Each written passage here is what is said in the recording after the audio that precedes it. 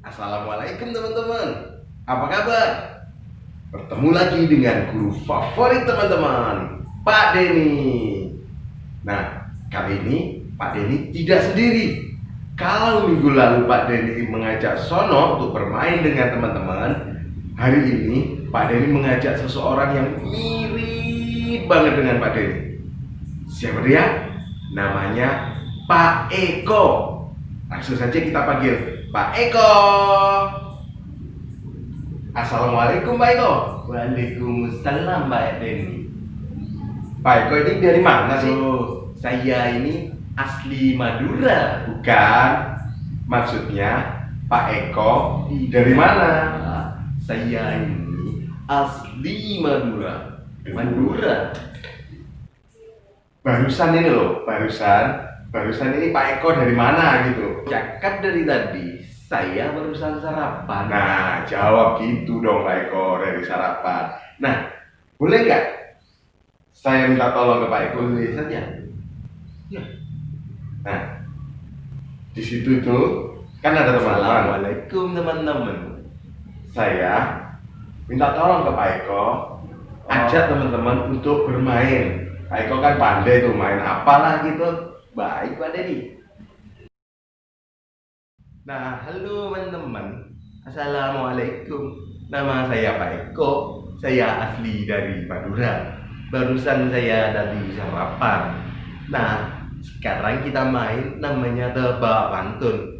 Pak Eko bacakan sambirannya yang depan itu, yang atas-atas. Teman-teman lanjutkan yang bawah atau isinya. Siap teman-teman?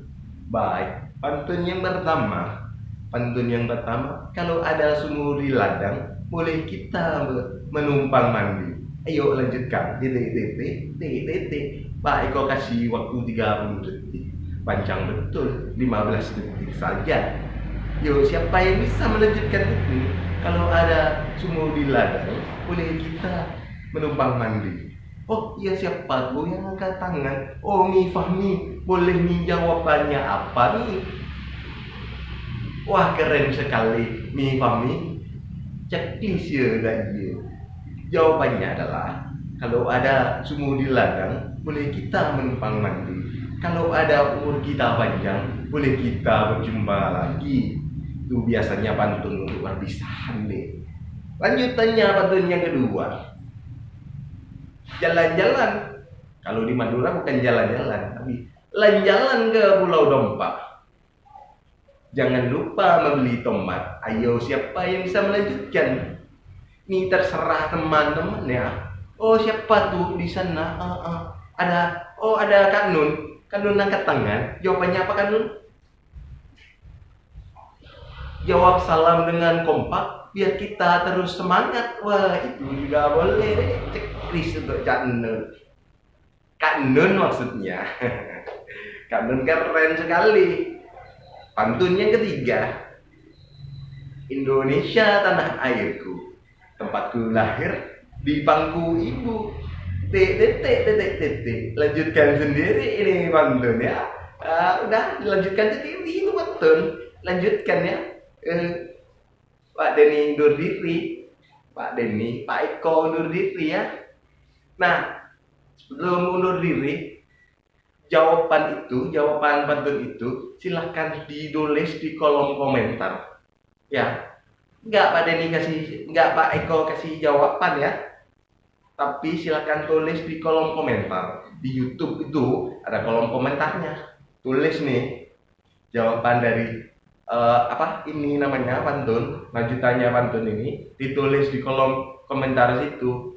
Bebas. Kalau nanti sesuai dan cocok, nanti Pak Eko akan like itu komentarnya ya.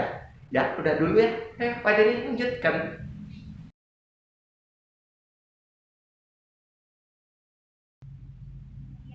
Nah, terima kasih Pak Eko.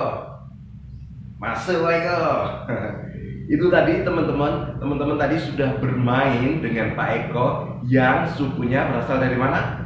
Betul, dari Madura. Setelah dari Madura, yuk kita sekarang ke Bali.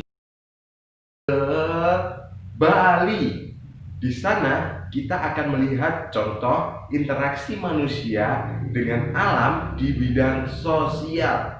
Nah, mayoritas penduduk Bali itu bekerja di bidang pertanian. Nah, pertanian ini tentu memerlukan air, teman-teman. Air kalau musim hujan enak dia merata, tapi kalau nggak musim hujan dia harus berebutan dari sungai atau dari danau. Nah, untuk biar masyarakatnya tidak berebut air, maka masyarakat Bali membentuk namanya sebuah organisasi yang diberi nama Subak.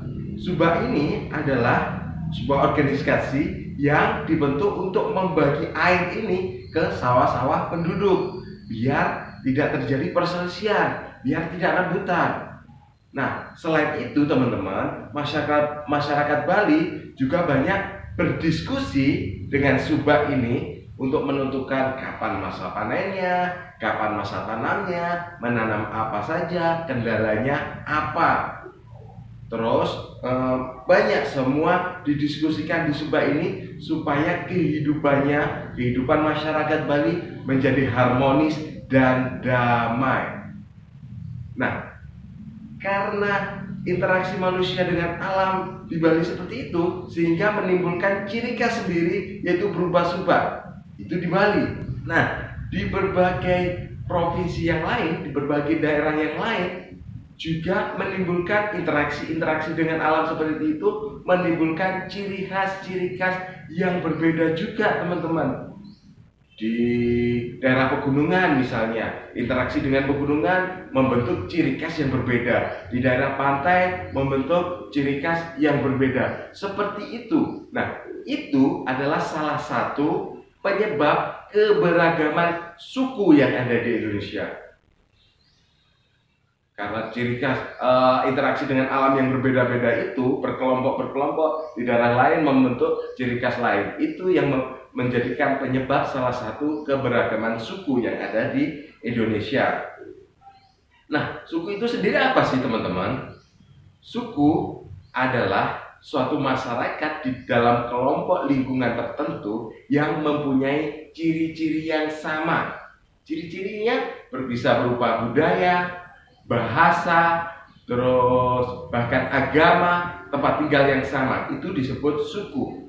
Di Indonesia sendiri ada banyak suku, teman-teman. Kalau menurut Badan Pusat Statistik atau BPS, suku di Indonesia itu lebih dari 1000.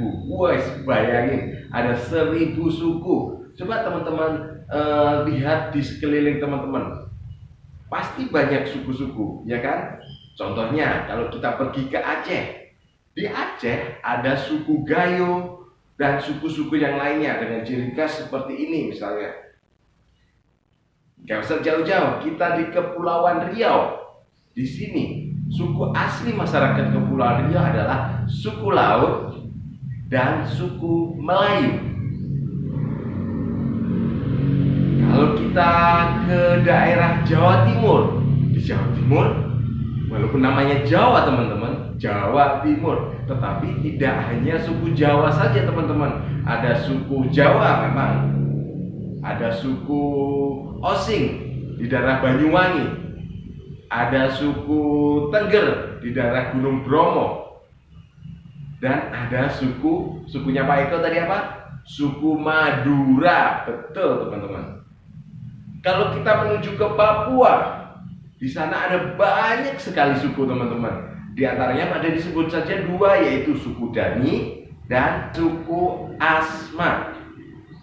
Nah, di daerah-daerah lain juga banyak suku-sukunya, teman-teman. Contohnya di tabel seperti ini.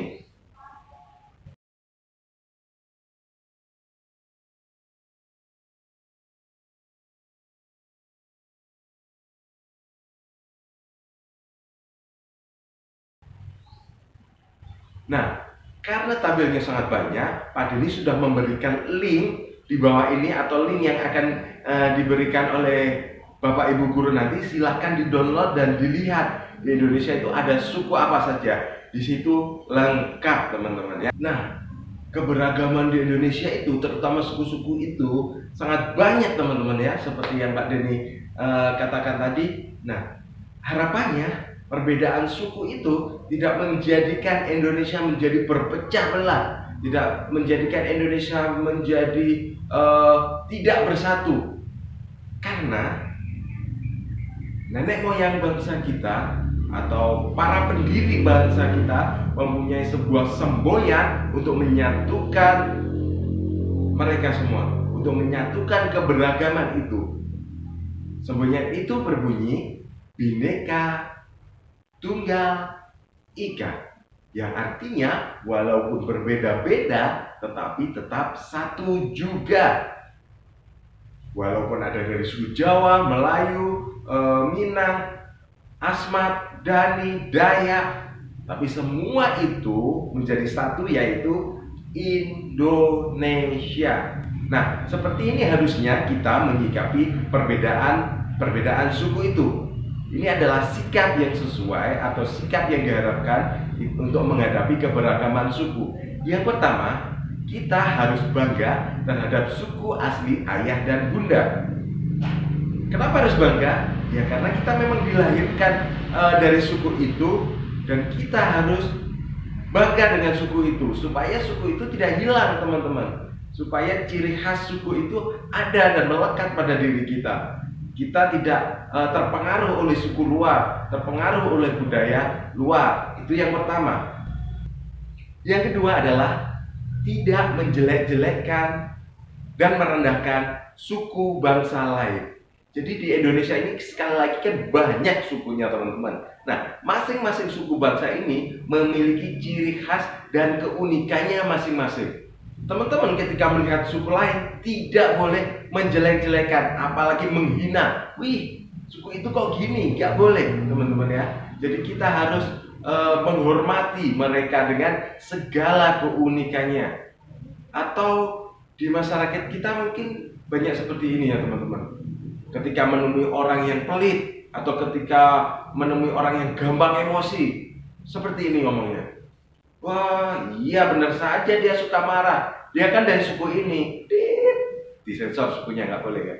Itu tidak boleh. Itu yang namanya mengejas atau menilai satu orang ini yang suka marah dengan sukunya yang besar.